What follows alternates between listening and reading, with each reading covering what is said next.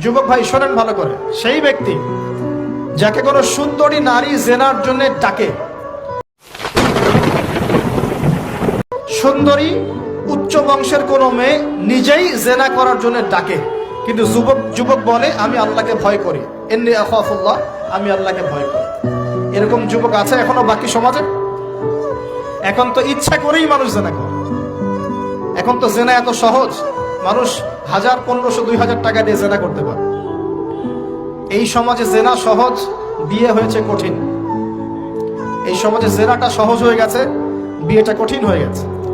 এই জন্য বিয়ের ঝামেলা অনেকে যেতে চায় না। জেনা করেই তো আমি যা উদ্ধার করার করছি, বিয়ে করলে খাওয়াতে হবে, নিজের পায়ে দাঁড়াতে হবে, এই লাগবে সেই লাগবে, সুবহানাল্লাহ। কিন্তু প্রিয় ভাই মনে রাখবেন, যদি আপনি জেনা থেকে বেঁচে থাকতে পারেন, আল্লাহ পাক আপনাকে সাক্ষাৎ মৃত্যুর হাত থেকেও বাঁচাতে পারেন।